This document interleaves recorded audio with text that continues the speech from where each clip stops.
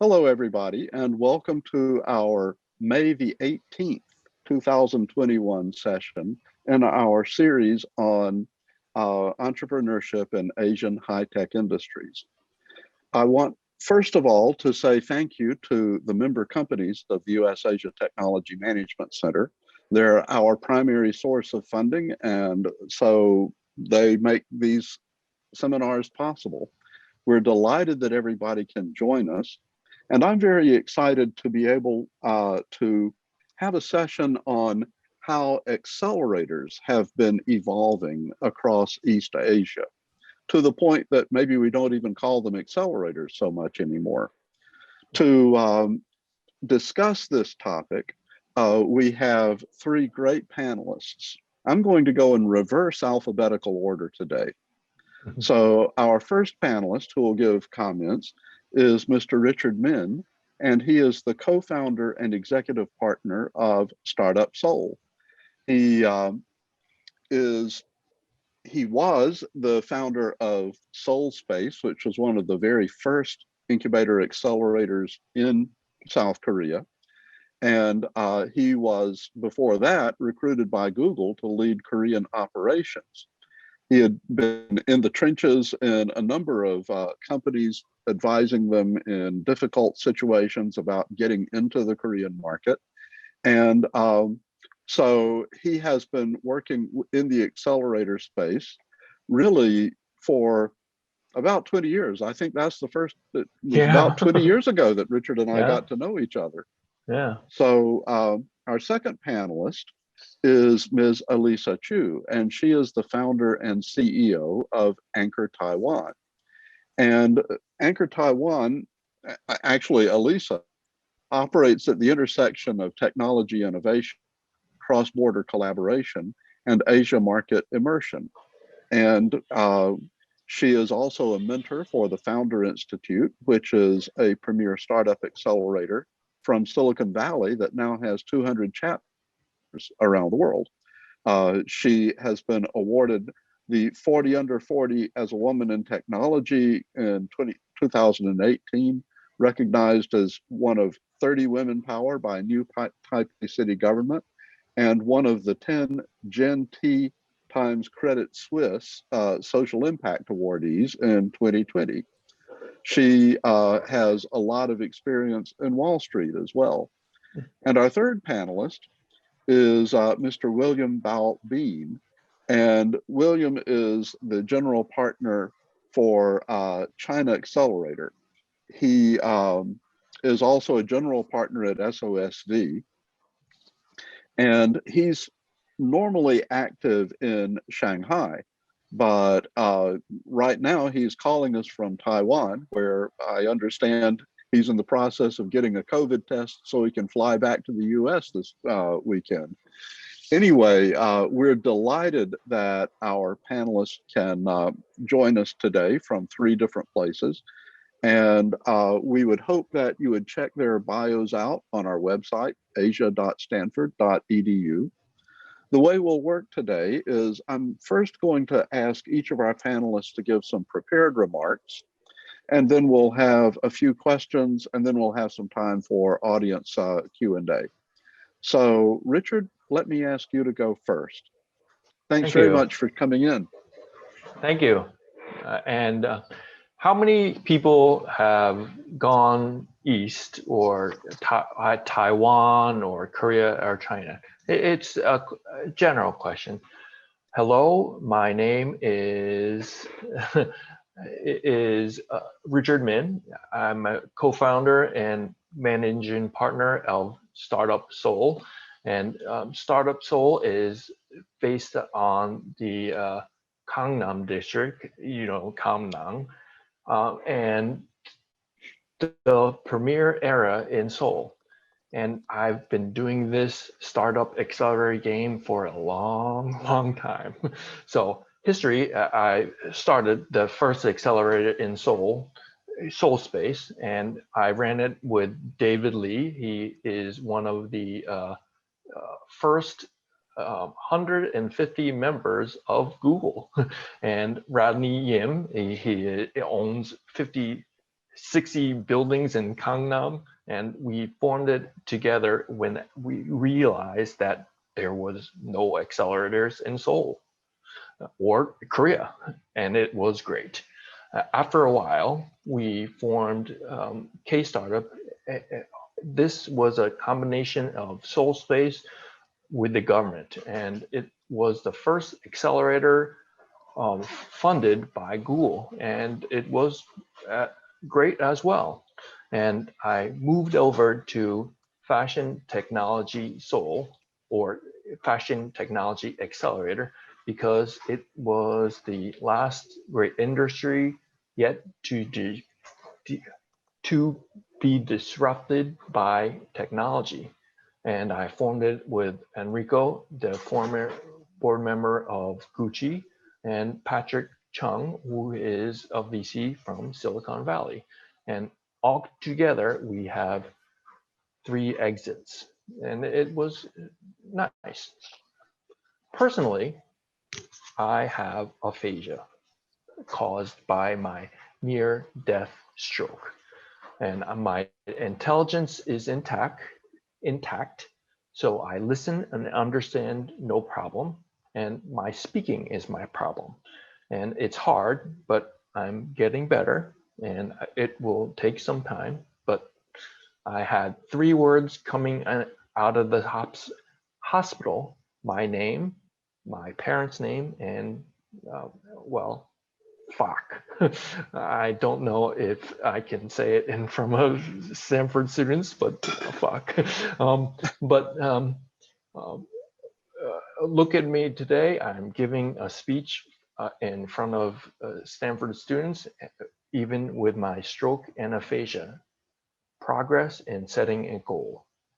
And so what does this do with Asian accelerators?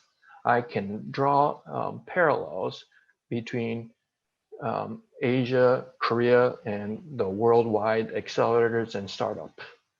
The startups is yourself. I applied all the lessons I learned from accelerators to my recovery and reverse. I applied my lessons from my recovery to accelerators and startups. But one is the constant struggle, and it can take a long time to be understood. And frustration is the enemy, and patience is the key. And 2, it will help go what you want to go. Hard work, and it's a lot of hurry up and wait. And 3, profits or insane amount of users, and it's what a business really needs. And 2, 4, you have to tend to the important things, or it can fall apart. And 5, here's the big one: innovation is the key to the whole thing. So it's true, and for business and my stroke. Business is, I have an idea, and stroke as, how can it happen to me? And research and going in and being utterly confused and drawing board and starting again. In business and stroke, it's the same. And business accelerators and angels and stroke let me get some help from families and friends and fools, and business is VC, and stroke is I will push through to get there. And business and stroke pivot and grow, and we think we've got it, and eventually, I hope, and business IPO or M&A or something, and yes, and stroke, I've got it handled, yes. And I hope you understand the business or stroke are similar things, but whether it's retail, AI, blockchain, or food tech, or hardware and mobile phones, innovation is the key to the truly globalized world. And none of these things matter. So Accelerators helps through the startups through expertise and experience and connections, sometimes with money, and help the startup companies to the next level, hopefully to M&A or IPOs. It's the same all over the world. And what goes on in the East and what's startups in the East? And that's it. All the things are the same in the world. Until recently, it was I don't think innovations happen in the East, or I didn't have startup companies. It's all dominated by conglomerates, or I don't have accelerators, and I didn't get co-working spaces, or you don't have anything resembling a startup ecosystem at all. Young, early on people in the startup world were feared having to work at a big conglomerate, especially from Korea. It will be the worst outcome, one akin to doing what your parents have done, right? And so you know, Richard, when you go back 20 years, I remember those days. Really, there were very few people who wanted to become entrepreneurs. Yep. Actually, especially if you go all the way back into the 1990s, you know, there was kind of a mini boom around the internet, around the .com era. Yeah. In Seoul and Tehran, no. But I do know that most parents wanted their kids to get a job in a big conglomerate company. Yeah. And Samsung or LG, it's Korea. And I didn't think startups were a thing. I wanted to work at Samsung or something. So that was before. And Asia's startup ecosystem is alive and well. Now the government and the conglomerates are heavily involved. Now startups are the mainstream, and one can easily work for a startups as a major conglomerate. SK, Samsung, or LG all have VC arms and co-working spaces, and some of those conglomerates people will do a startup. It's weird. And because of the government backed, it provides a legitimacy. And Korea is the highest internet speeds in the world, and most connection nation, and the government has played a role and is ever growing, and the government backed programs are everywhere. So everywhere. And it's but we don't know what goes on the East, or and that's the point of the seminar, right? But it's true. The media prevents China from being bad because the communist values, or they are responsible for the China virus, COVID-19. Coverage from North Korea is nonstop and focuses on nukes and famine.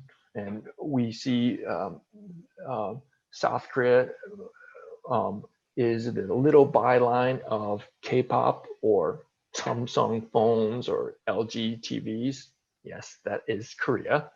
And Taiwan is nothing but cheap imports, and Asian hate crimes are increasing in the US, and etc. And that is the majority of what the media coverage in the East we see, right?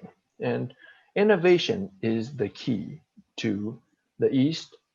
You can go to China, you can go to Korea, you can go to Taiwan or Singapore, anywhere, and startups and accelerators and co-workers are right there. And it's amazing. And startups are the key to everything, culturally and across borders, ideas, and implemented them through business. Call the accelerators and angels. That's it. Innovation is driving all nations, and local or international, it doesn't matter. And accelerators are pushing the startups who push the innovation, and it's true. And the startups accelerators is the job to make connections, give the place for the office, and drive international lines, and to make partnerships, or to make VC lines, or eventually to successfully make an IPO or M&A, hopefully. But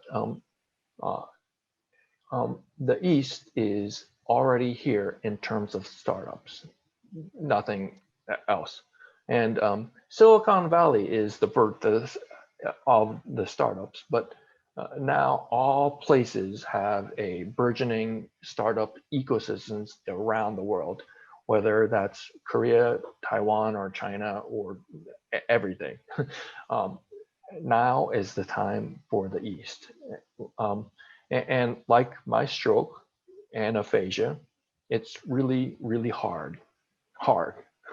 And it will take time, and it's worth it. And it's good for the world. And in fact, it's good for your resume if you get a job after your startups. Quote, I used to work at a startups, and that's all. And your potential boss will say, well, you're hired. Thank you. You're hired, and thank you. So, Richard, I know it may take a minute for you to put an answer together, but I want to ask about Startup Seoul. How many companies do you have when you're full capacity? How many companies do you have room for? Startup Seoul is the boutique accelerator and co-work spaces. So we have a separate area for the places, but it's 1 or 10 companies sitting there, and it's 1 or 2 or many teams. But currently we have just 2 companies. It's 1 person, and it's 20 people in this company, and we have room for 25. So it's okay, that's a pretty big company. Now, does Startup Seoul have like a 1-year program or a 6 months program for companies to go through and then they graduate? Yeah. In the past, we did two two sessions or batches, but now on boutique we have it's various, but we have 1 year contract Okay. to the startups, and if they want, they can stay, or if they leave, they can leave. So it's various. Okay. And does the startup Seoul take equity in the Yes. companies? It varies, but yes. Okay, great. So this is the way things are right now, but that's very different from way back in the old days, right? Yeah. And corporate is we accelerators and corporate. It's well, corporate is corporate, but uh, um, example, we Spark Labs is another accelerator, and they had this big audience for the pitches, right? And that didn't happen um, for COVID. Yeah. So I don't know, but it's boutique and it's small, so we can survive and say it's not what's the Okay. word? Yeah, it's not the surroundings. Okay. You get it? So, I have to say, congratulations and thank you for doing the hard thing. No, thank you. That's, I really appreciate that. Yeah. Uh, what we'll do is we'll give you a little bit of time off, Mhm. and I'll ask Elisa Chiu if you will tell us a little bit about Anchor Taiwan and the situation with how accelerators are changing in Taiwan. Elisa, the floor is yours.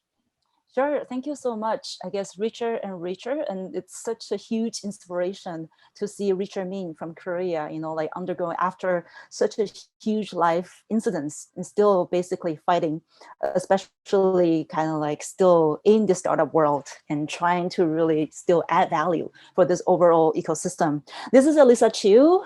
Great greetings from Taipei. Amazing to be here, and with William, the other speaker, I guess taking you on the ride with the scenery in Taipei as well. So today I'm going to share a little bit in terms of what we're seeing in Taiwan, particularly. I'm going to share my screen, and in the next 15 minutes or so, hopefully I will give you a bit of insights, not only about what Anchor Taiwan is doing, what we believe in, and also what we're seeing in this part of the world, especially when it comes to the startup ecosystem.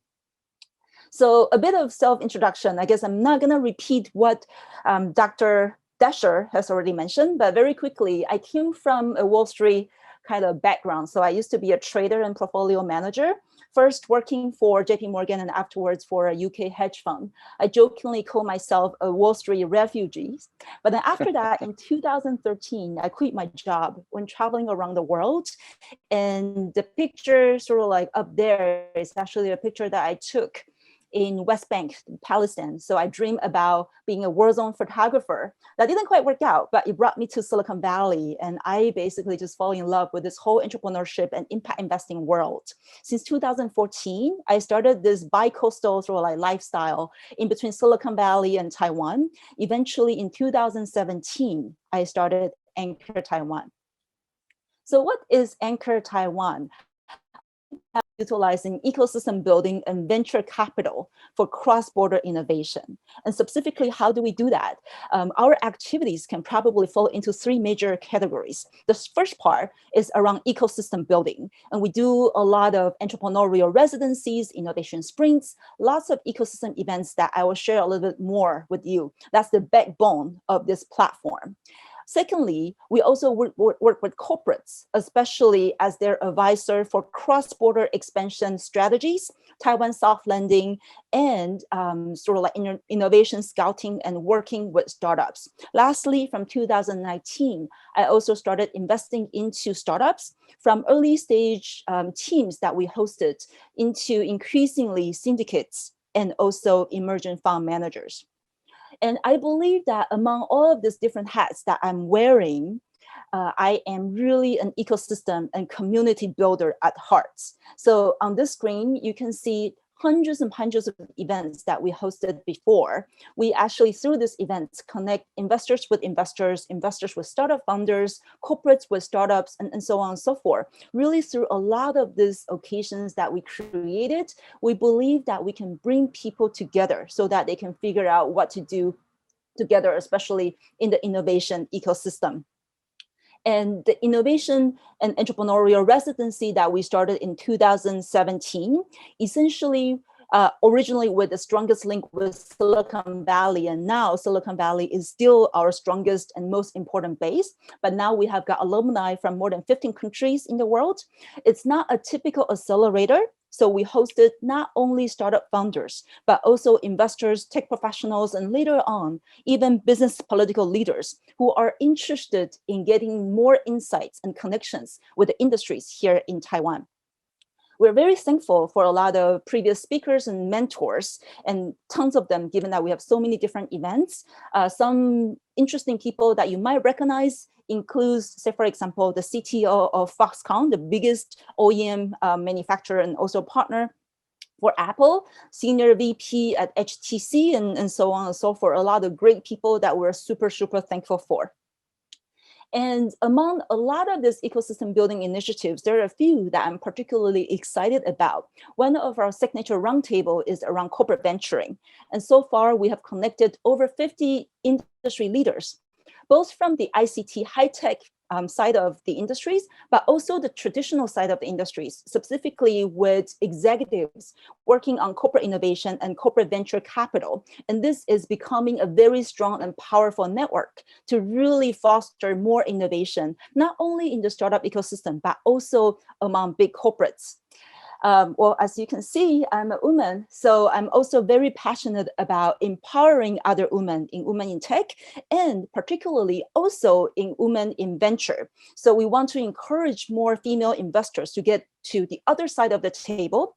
This series, we actually even hosted an event with William Marks before. So far, we have got more than 100 female investors in this network, mostly based in Taipei, and we have got guest speakers from all around the world, including Intel Capital, Y Combinator, Foundation Capital, and so on and so forth. Another special thing that we do is our curated industry delegation. We believe in innovating with the hidden champions that we have in Taiwan. So say, for example, this is a quick example from December last year.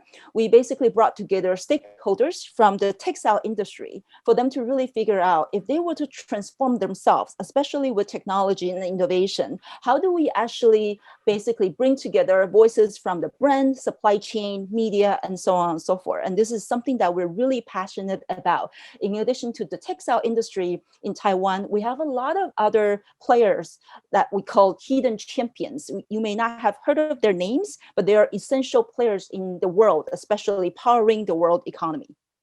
So that's a little bit of introduction about what I'm passionate about and what I do.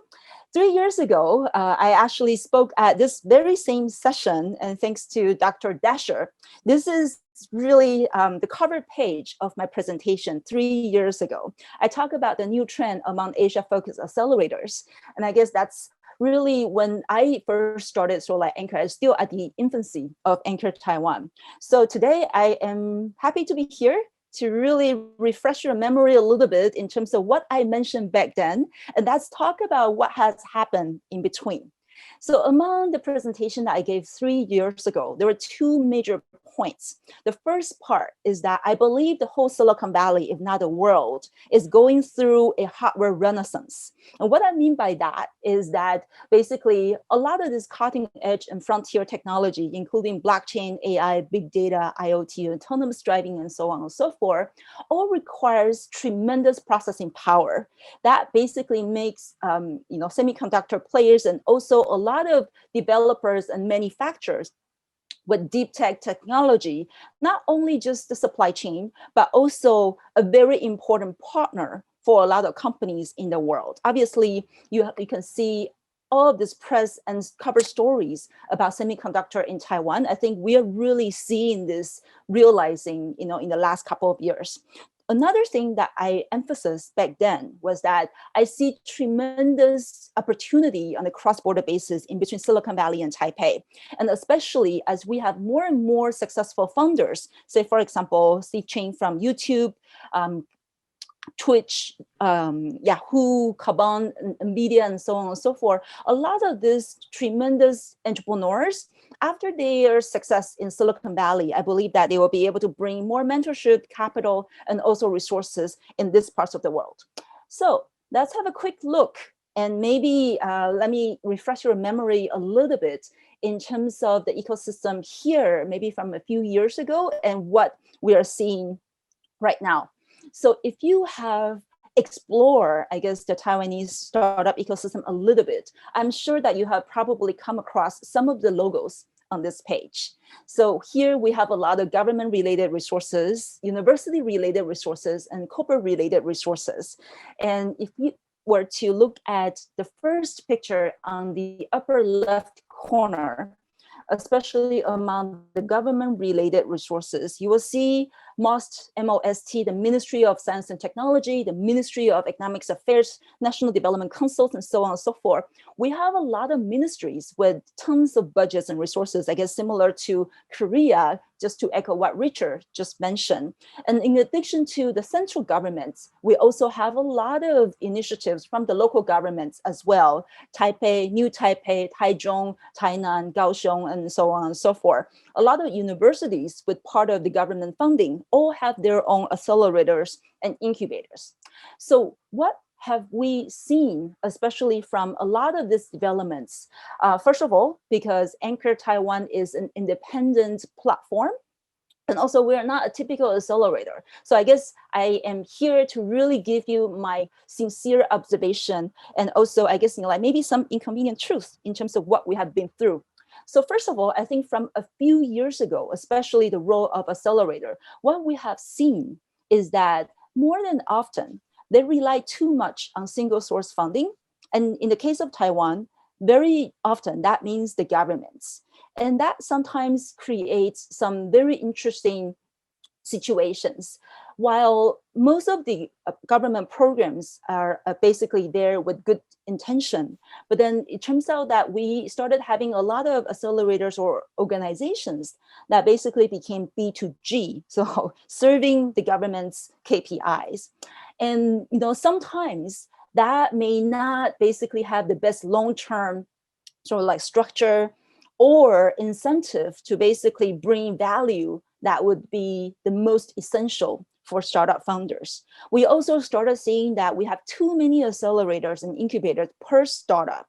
I actually even heard that Taiwan arguably might have the highest number of kind of like accelerator, incubator per startup or per GDP in the world.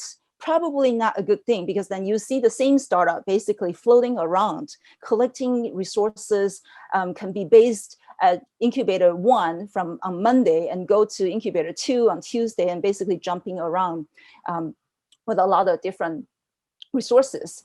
And because we have so many incubators and accelerators, a lot of time we may not have enough experience entrepreneurs or professionals to lead them. So, like there was even once that a government official came to me and said, "Hey, Lisa, I think we need to start building accelerator for accelerators."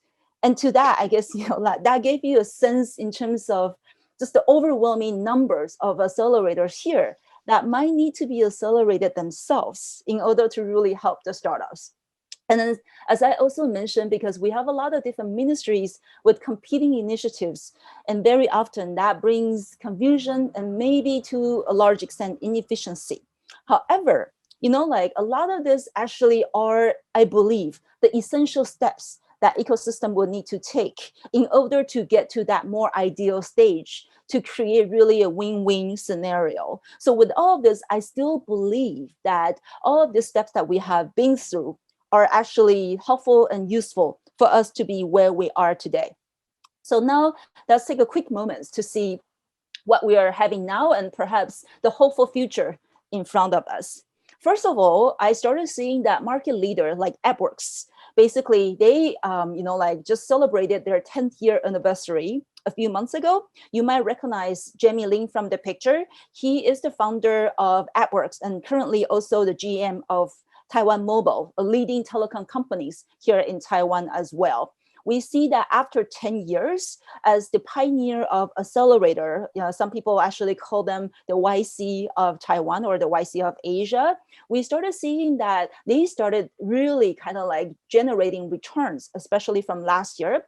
And now with their mafia, their network of more than 1,000 founders, they started really cultivating and set up this kind of like new framework and structure to prove that this kind of model can work. And in addition to the startup ecosystem, I also started seeing that they started investing into other accelerators and other VCs, not just in Taiwan, but also in Southeast Asia as well. So I'm seeing that, with 10 years of hard work, now we started seeing industry players really becoming a very important backbone to further. And I think we're hearing from Sean. Hi. So we're really seeing this very exciting pivotal point. Another thing that we are seeing also in the ecosystem is that we started seeing well-funded startups to invest in startups for corporate development, talent, or market shares. Here are 3 quick examples that I'm seeing in the ecosystem. If you follow the news in the startup ecosystem in this part of the world, you probably have seen that appear. The first Taiwanese unicorn just got listed in Japan in end of March. And they also just announced that they are acquiring Bot Bunny, another Taiwanese startup, to further strengthen their ecosystem. And they, in fact, have a corporate venturing division, a team, specifically scouting for startups in the ecosystem for their overall sort of like, especially in the AI space. Another very relatively successful and also well-funded startup, Vpong, actually announced a 10 million venture fund to basically invest in data-related startups to further strengthening the data ecosystem. And Aikala, also a startup that I really like, example of their investments into another startup. Again, similarly, they don't wait till they are, like corporates or listed, and started utilizing the power of corporate venturing and corporate innovation to acquire other startups. And I believe that this will be more and more common as we move into a consolidating phase. Another thing is that, remember I mentioned, I believe that there's a huge potential around cross-border opportunities in between Silicon Valley and Taiwan. Well, since COVID, we have tons of these COVID refugees, especially from Silicon Valley and also from different parts of the world. A lot of those people, those notable founders that I mentioned, guess what? They are in Taiwan. So, like from last year or so, even till like around now, the Silicon Valley is here. So we are seeing a lot of Silicon Valley type of gatherings, salons, events. They brought in this very special source of energy and this external stimulation into the local ecosystem. I believe that some of the other local ecosystem might also be seeing the same thing. And because of this wave of COVID, I really believe that this strengthened their connections with Taiwan. And I'm hopeful that this will actually bring further interesting trends. So for example, we are already seeing that they are testing, some of these notable founders are testing, say, for example, venture studio idea and platform here in Taiwan. And I think, with more and more of this kind of Silicon Valley type of initiatives and mindsets, I think this can be very interesting to watch. Another thing is that this whole ecosystem here is becoming more international, with more international players and also competition. Obviously, Mox is a long-term partner. We love them. We also see, Sprout Labs, Taipei, 500, Rainmaking, and so on and so forth. Some of this actually came to Taiwan a few years ago. Some did better, some did okay. But we're seeing that, like back then, a lot of international players probably came to Taiwan, at least partially because it's relatively easy to get government funding. But I think more and more, the government is actually getting more and more strict in terms of picking the right player to come in, to bring in true value for the local ecosystem. So I love to see actually more international players here, because I think, more competition, that's better for the ecosystem in general.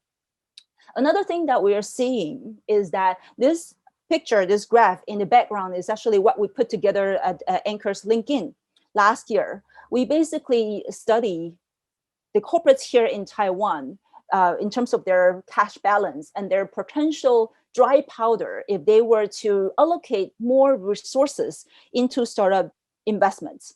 And we noticed that, wow, easily there were over 30 companies with US 2 billion and above sitting on their balance sheets. That means they are ready and they have the resources. We're seeing that traditionally, a lot of time, they are criticized as being maybe a little bit too conservative with low margin and so on and so forth. So it's harder for them to get into this whole corporate innovation and corporate venturing game.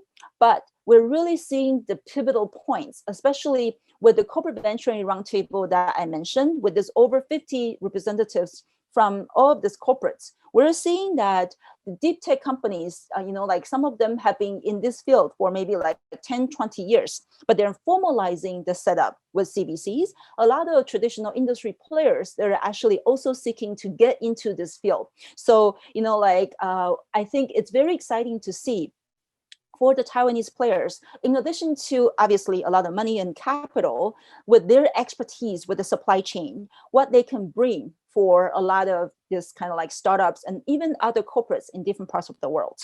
And this is a quick example in terms of what we're seeing with local players from manufacturing partners to investors. We see that big players here like TPK and Yageo, they basically invested into Canoo, a very famous electric car companies in the US through SPAC. So I think, like a lot of players and corporates here, they are participating in the global stage through either capital markets, or you might recognize Foxconn. They recently announced their MIH platform, and there's a lot of collaboration and vertical maybe integration in between corporates and startups from around the world. I think supply chain is really becoming more than supply chain. They're not just the partners at your backyard making things for you. They can really bring a lot of resources, capital, and know-how, especially as we move into a very different paradigm. And I think to sum up, what I'm seeing is that the capital market is really flat. Obviously, just to echo the book, The World is Flat. I'm seeing that the capital market is becoming this kind of like universal language to really connect a lot of different ecosystems together. We're seeing that innovation is becoming more and more without borders. We see the Taiwanese startup basically getting listed in Japan, in Toronto, in the US, Vietnamese startups getting also listed in other parts of the world as well, Grab getting dual listed in both the US and also in Asia. I think, like more and more developments in the capital markets will really allow more cross-border collaboration. And I'm very excited about that, especially given my previous experience and also my passion in this part of the ecosystem. So I'm going to quickly stop there and look forward to a lot of conversations with Richard, and also William, as well as all of you in the room. Feel free to connect with me with the LinkedIn over there with the QR code. And thank you very much. Elisa, thank you very much for your comment. As we transition to William, I'd like to ask one thing. You mentioned the internationalization of the whole startup scene in Taiwan. Are accelerators an option for a foreign startup company to come into Taiwan at an earlier stage? or has that happened yet? Definitely, we are seeing that really with literally a front row seat around not just ourselves bringing international players here, but also, like both governments and also corporates are actually having more initiatives around that. So for one thing, in Taiwan, we have this gold card visa. In addition to the entrepreneurs visa that the government is really promoting. So last year alone, we have hosted a lot of international founders. With the gold card visa, you don't really even need an employer or even a company to begin with. You can basically apply, come here, test out your ideas, and basically go from there. So, and a lot of international accelerators here in Taiwan, obviously with the language and the culture and so on and so forth, that also makes it easier for international startups to also come and explore their opportunities here in Taiwan. Thank you very much. So we'll come back and we'll all be participating in questions in a few minutes. But first, I'd like to turn the floor over to William Bao. William, I feel like we're in James Corden's carpool karaoke or something.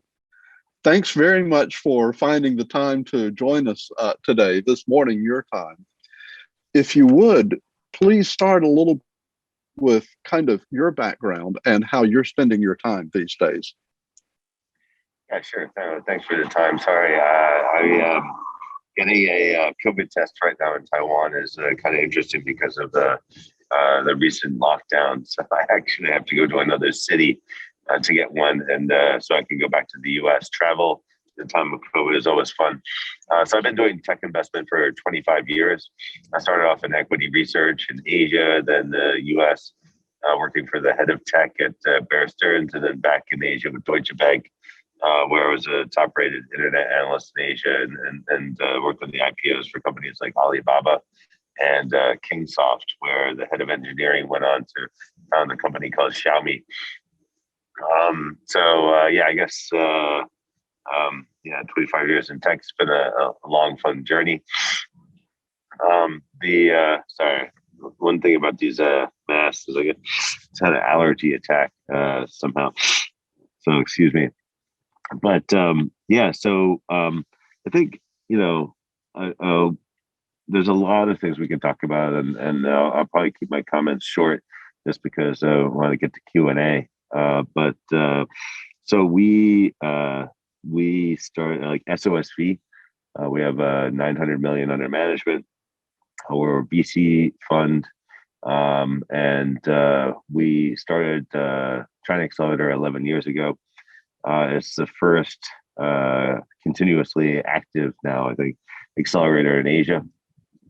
And we started off as I started as a mentor there 11 years ago. I didn't run it, but we started off sort of on a Techstars model. So our founder was a investor in residence in Techstars Boston, and I don't know if you're familiar with Techstars, but the MD of Techstars Boston was it was the second Techstars, and he's our current general partner. And our founder, Sean, invested in Techstars, and so we started off on a kind of traditional model with a investment, a 3-month batch, and then a demo day. I don't know what you think about when you think about a traditional accelerator. And then what we did is kept on iterating on the model, changing the model. So one thing that you'll find is that VCs invest in innovation, but there has not really been in the last 70, 80 years that we've had venture capital. There's not been that much innovation in VC. Now, the main reason for that is not actually the VC's fault. It comes from the LPs, the limited partners, the endowments, the pension funds, and the sources of capital for the VCs, because they want to decide whether to invest by sector, by geography. And so, but we have seen innovations. One of them is the accelerator with like YC and Techstars and SOSV. Another interesting innovation is sort of what the A16Z is doing with their army of partners who help out the companies. So what the idea for us in 2010, 11 years ago, was to kind of bring that traditional model to Asia with China Accelerator. And so we're a bit different than most other VCs. We're global, and that all the partners are investing globally around the world. But the second innovation is that we have multiple verticals. So we went a vertical approach as opposed to geographic. So we started the first accelerator in Asia, China Accelerator, first in China. And the idea originally was to help startups in China. But then we went by vertical. So in 2012, we launched the first hardware accelerator called HAX, H-A-X. And we're the most active investor in hardware in the world. We're the most active investor in IoT and the most active investor in robotics. In 2014, we started the first biotech accelerator called Indie Bio. San Francisco, now moved from London to New York. And we're the most active investor in biotech in the world and synthetic biology. And we actually accelerate therapeutics companies of our Indie Bio New York. And then for what I do, which we call cross-border internet and software, MOX, which Elisa mentioned, as well as China Accelerator. China Accelerator is basically Asia Enterprise, and MOX is for a mobile consumer. And we help companies around the world expand to Asia. Companies mostly from Asia grow up in their market locally, and then go cross-border. So it's a different model because most VCs are not global. If you look at Sequoia, they have Sequoia US, they have Sequoia China, Sequoia India, Southeast Asia. They have the same name, but it's different funds, different partners, different economics. They really have nothing to do with each other. Whereas for us, we are all one fund investing globally across multiple verticals. And the LPs, traditional LPs, really hate us because they can't really stick us in a box, which is why most of our capital comes from corporates and family offices. So just like really quickly walk through kind of our evolution. One thing that most people won't tell you is that Accelerators business model sucks. Like it does not work. Okay. Because think about it. There's a really no model. You get 7% or 8% of a company and you have no follow-on capital. And so you invest in these companies. And if you're lucky, you get, a very successful company. But it takes 10, 12 years to exit, right? And by which time you get diluted into nothing. And how do you eat in the intermediate 10, 12 years? It just does not work as an economic model. Accelerators make no sense. And so, that's a real challenge. So that's why you have like Techstars, who became kind of like a corporate accelerator, where they get $3 million a year from a corporate to do an accelerator for a corporate. And that's fine. Nothing wrong with that. You have to figure out how to eat. Or you get YC, who does many companies. Sorry, getting out here. They do many companies, but they don't really have like a physical office or anything. They do have a fund and they have a reputation, but they failed to expand outside of Silicon Valley. They tried to launch in China and they failed. They tried to launch hardware. They failed to do some biotech, but they don't have a lab. So they're extremely strong in the US and Silicon Valley, but they're doing like a couple hundred companies a batch. It's a different model. So for us, we started off as a traditional accelerator, kind of like the Techstars model, 3-month program, small amount of cash, and then working with really early stage startups. And what we found is it didn't really work for Asia, for China. So the next model that we ended up moving to, we almost shut down China Accelerator, actually. I mean, we're the most successful accelerator in Asia, and then the only one in Asia, active accelerator in Asia, that had a unicorn go through the program. It's a company that is Times of London valued at about $8 billion 2.5 years ago, called BitMEX. And the founder is still at 94%, so they're pretty happy about that. And it's a unicorn based on their net income, as opposed to their VC valuation. So that's nice. But like, so how do you iterate on the model? The second phase that we went through is that, okay, so we're an accelerator, but we're also a VC. So we started off as a venture capital firm, but what we tried to do is, not just invest, then accelerate, and then we invest again. Okay. So, and this is a model that we started as a VC and then we did accelerators. But what you've seen in the sort of the evolution of the model is accelerators that have VCs attached to them. And we went through that. And then the next sort of the third iteration is more like we are a VC that has an accelerator. Okay, so in the end, we are a venture capital firm. We basically invest as a VC, and the way we deliver value to I can't take my mask off. But the way we deliver value to the startups that we invest in is through the accelerator. So we invest in 150 companies a year.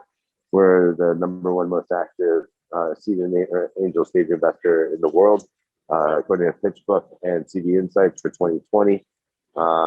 Last year was a little bit smaller. We did 130 because of COVID.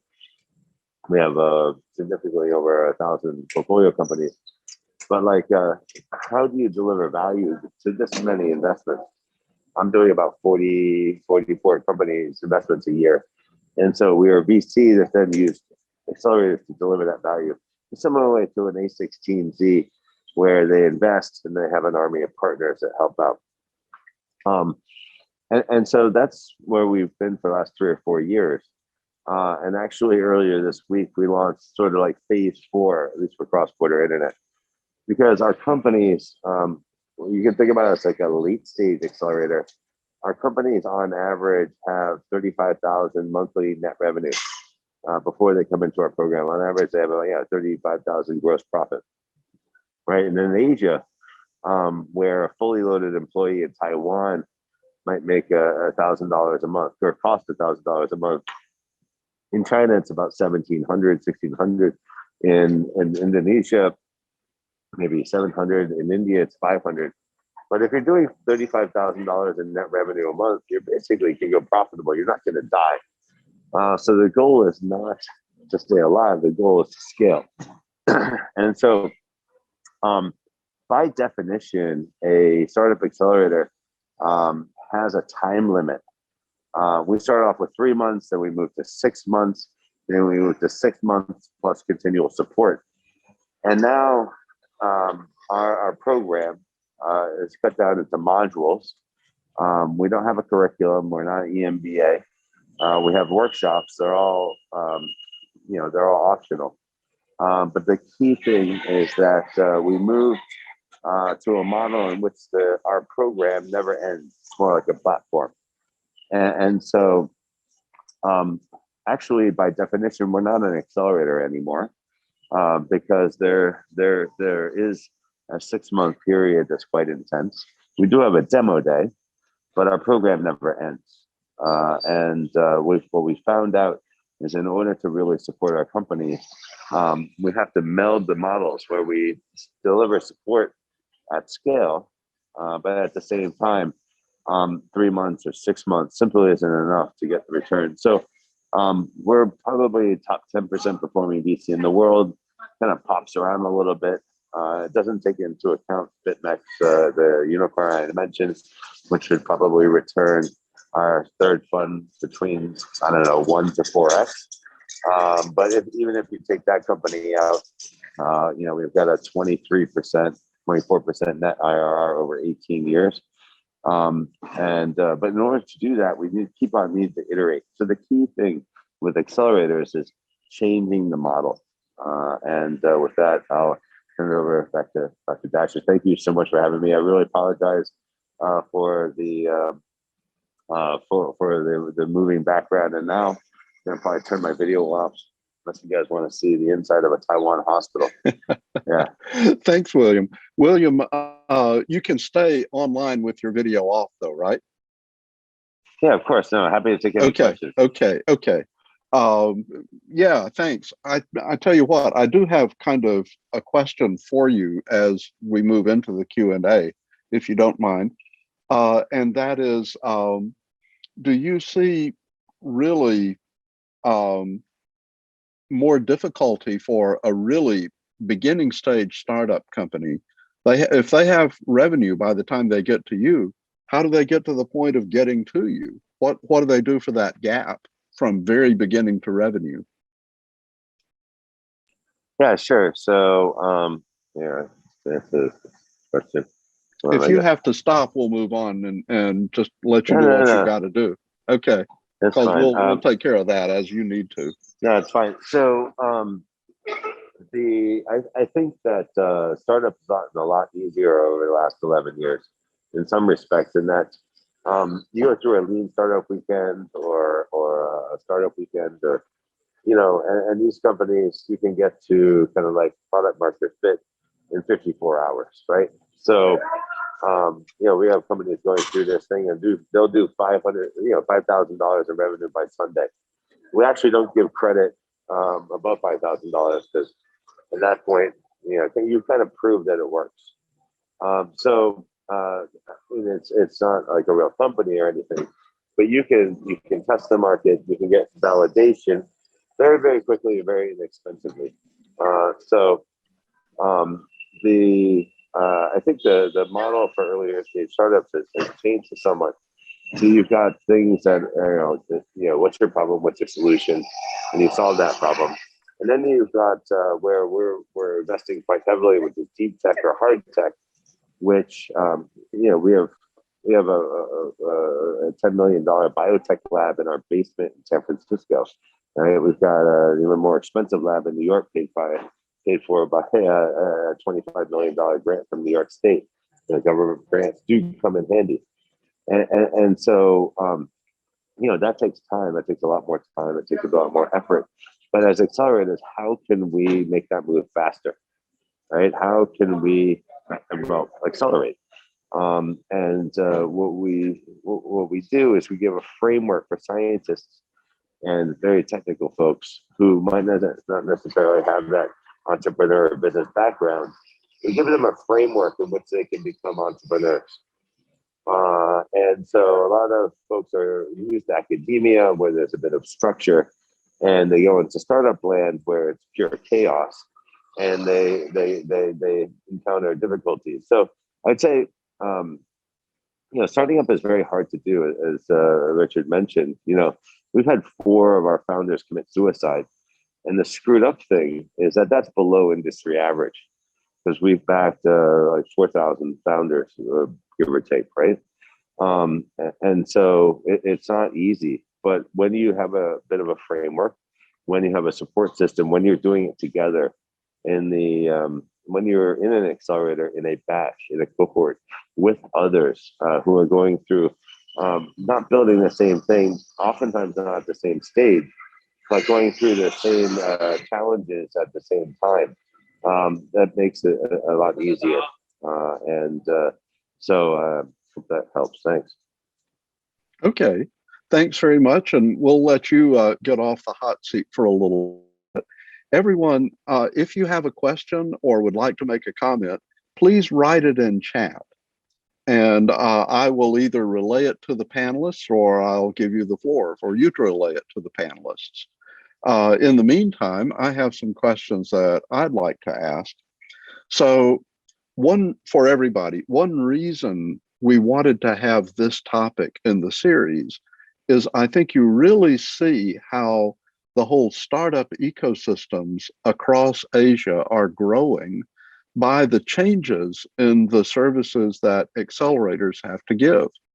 The evolution of the accelerators is directly hitting the kind of new sophistication, new opportunities, new internationalization that you see among the startups. But you still, as William was saying, have a situation in which the basic business model of an accelerator is really hard. And I kind of want to ask our panelists, what do you think are the key things that make some accelerators successful and others fall apart? Elisa, you kind of touched on that before, but I'd like to ask you to take that one first. Sure, thanks, Richard. I think, as I mentioned earlier, I really believe that, especially in this part of the world, in Taiwan, the success of some of the accelerators that I see is really that, one, even if in the beginning they rely on government subsidies to kick off, longer term, they really have figured out their own business model to sustain themselves so that they don't need to constantly think about the government KPIs, taking pictures with government officials, and so on and so forth. And they can really focus on what truly matters. So I think that's definitely one of the key elements, whether you can really figure out different sort of like revenue source, and hopefully that's long-term investment gain to sustain your platform. And something related to that is also simply whether you can, or whether you are willing to be in the game long enough. So AppWorks, say for example, that I mentioned, they have been in the ecosystem for more than 10 years. And only since last year that they started breaking even. But I believe that if you're willing to basically just kind of like be there and constantly show up, one, you will have the credibility from other players in the ecosystem. And also, you know, like a lot of time, the best thing in the world doesn't have shortcuts. You just need to constantly show up. And that's also something that we at Anchor believe in as well. As an ecosystem builder, you just need to constantly put in your work. You know, like even though event after event, there's a lot of work behind the scene. And, you know, like in the short term, it's very difficult to truly kind of like make money or get rich through this kind of activities. But then if this is something you believe in, and I think for a lot of accelerators, what I'm seeing is that it really depends on whether there's a group of co-founders or the founders that truly believe in their mission and constantly iterate, taking into different sort of like conditions and evolve together with that. So I think, you know, like those are probably the two most important elements. And I think just something around that I'm seeing, and as also William mentioned, in terms of their evolution with their business model and also style of the program as well, I'm seeing that, say, for example, the latest sort of like Player 500 startup, they're also taking kind of like a similar approach. They are not running a typical accelerator here anymore, because I think the most important thing as an accelerator or an ecosystem builder is to truly understand what does the ecosystem needs? Where are we at this point in our innovation journey as a market, as a city, as a country? Where are we now and what do we need? And basically to design your program to fit that, and not just kind of like copy whatever demo day or, you know, like courses and so on and so forth. So I think that's probably the third important element, to truly first understand before you can even offer to help. What I see, you know, like with this mentality that, hey, we're from Silicon Valley, so we are here to help. Very often, even though a lot of them probably come with good intention, but there's probably a little bit of maybe a little bit of arrogance and ignorance. So take the time to really understand the ecosystem so that you truly connect with the ecosystem and locally as well. I think that's another key. Okay. William, if you're still where you can talk, would you like to take that? Some accelerators successful and others not successful. What's the difference? Yeah, sure. So, I mean, we want to get the best quality companies that we can. And so, you know, how do we do that? Our check size is really small, right? So it's we only invest about $180,000 per company, right? So what we've done is you have to innovate. How do I get people to like take my money? And so what we've done is tried to build an unfair advantage, just like any startup does. So on the enterprise side, We partner with 230 multinationals now, or 232 technically. Now it's difficult for most VCs to build relationships with 232 multinationals, but I've got like 35 full-time on my team, so we have a very, very large team. So we have the ability to engage, and now we're running innovation programs. Not like a Techstars type program, but just boiling down what you actually get from that. We're doing POCs or pilots, 20,000 paid pilots, $20,000 for a pilot that goes to the startup. We've been doing this for 6 or 7 years. So we're running innovation programs for 5 of the top 10 consumer product companies in the world: Unilever, J&J, AB InBev, Nestle, and the number 2. Who's based out of Cincinnati that I'm not allowed to name. We can probably figure it out. So the 2 of those 5 invested in our fund. So the idea here is, what's the value add? Well, we help open doors, one-stop shop for corporates, and we help with corporate sales, enterprise sales. The interesting thing about Asia and bringing companies from around the world to Asia is what's the value add that you bring.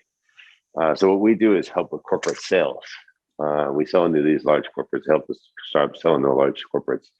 And the interesting thing is, you think you want to go to China, number 2 economy in the world, number 1 consumer market in the world. You want to sell to Chinese companies, but that's like super difficult. That's very, very hard. And so actually what we found out that works better is you come to China and you sell to multinationals, because the multinationals are getting their asses kicked by the locals. The locals are faster, they have more capital than the multinationals. They have better talent. Like, nobody wants to work for a multinational because you spend more time with bureaucracy than you do actually doing, making a difference and building change. So we bring startups from around the world, and so they're on the back foot. They're getting their butts kicked, and they're actually much more willing to work with startups, bring innovation in so that they can remain competitive. So while a lot of VCs around the world, they spend a huge amount of money and investment trying to disrupt large corporates. For us, we're actually investing in early stage startups, and we take a different approach. We're actually helping sell into those large corporates and help them remain competitive. So it's a bit of a flip, and we call it, the China backdoor. I'll give you a very brief example. So we just signed Pfizer to an innovation program. Now, normally across Asia, this would take them from first conversation to close signature at least a year. On average for them, it's a year. And from first conversation to our partnership, we closed that in 3 months. And that's just the pressure that multinationals are under in China to be competitive, drives them to be faster. On the other side, on consumer, the biggest problem for consumer is customer acquisition cost. Because of Google, Facebook, Amazon, Alibaba, Tencent, basically big internet. They make it very, very difficult to get users. So your customer acquisition cost, what you pay for a customer, is higher than your lifetime value. So spending $1 to make 50 cents. I mean, most VCs can do basic math. Not all of them, but some of them, most of them. And they're not going to spend $1 to make 50 cents. So what we do is we provide free advertising to the companies that we invest in. And this is our unfair advantage in consumer. So we have to take companies that, have a few 100,000 users, and we take them to millions and tens of millions of users with customer acquisition cost of 0. And the way we do this is by partnering with companies who are getting killed by big internet, getting killed by Google and Facebook and Apple and Amazon, banks, shopping malls, telcos, handset brands. And so it didn't work in the beginning, but we are getting that free user acquisition. We've got companies like Samsung who are getting destroyed by internet companies. LG exited the smartphone market. Samsung doesn't make a profit, but they're now partnering with us, giving us free customer acquisition. What we give them back in return is revenue share. So for our companies, they've all raised funding before they come into our program. They're taking an effective down round. Nobody works with us for the money because our money is small. So we had to come up with a reason for them to take our money, take that down round, come into our accelerator after they've raised, between $500 and $2 million already.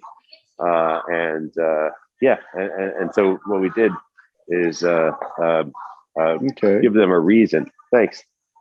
Yeah, great. No, it sounds like you've taken the true meaning of the word accelerator and are applying it regardless of the size of the company you're accelerating or the business you're helping to accelerate. I'll move on and ask Richard. So what do you think makes a good accelerator versus a not so successful accelerator? It's funny you say that because companies or accelerators go various, or in terms of William, he does verticals, and Elisa is worldwide, and I'm boutique, right? And it's different for all places and nations and something. But good point. Yeah, Taiwan is like Korea, and the government is in there, opposed to the United States or China. It's the government is silent or takes a sliver, but the government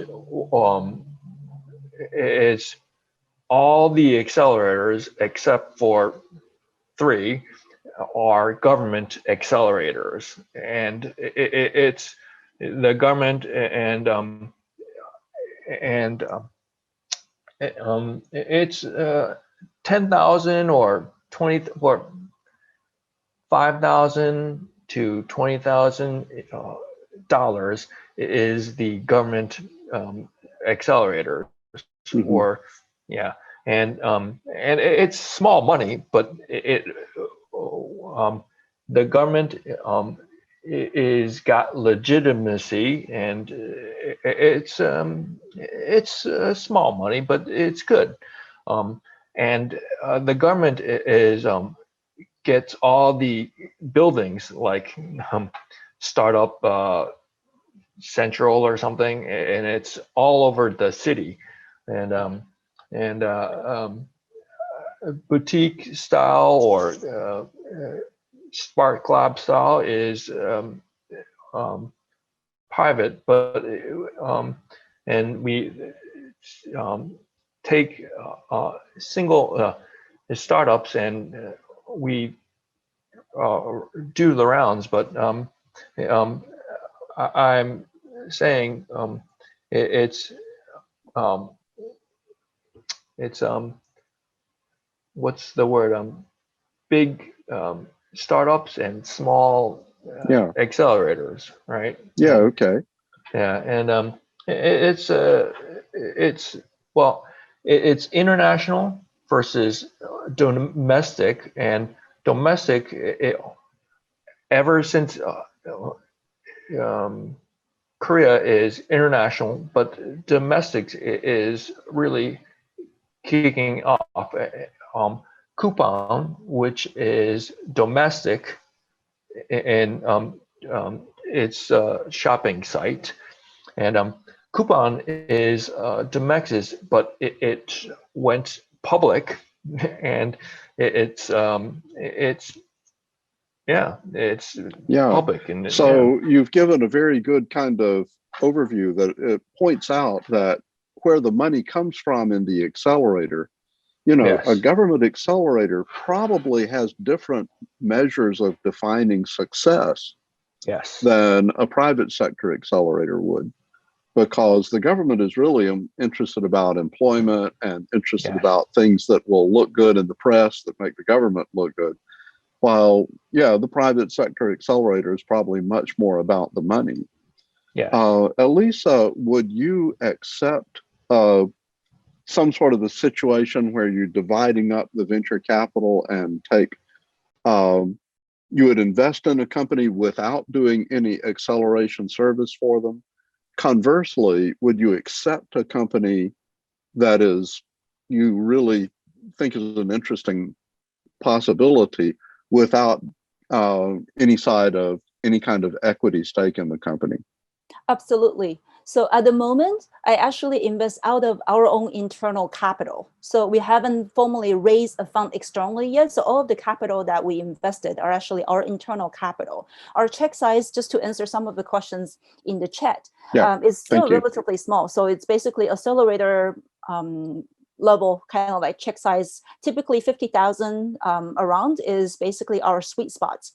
And to answer your question specifically, yes, in the past, we have actually, for the first 2 years, we have focused really just on running the program. So, like for the first 2 years, I have this like subsidized program by Anchor Taiwan to host a lot of international talents.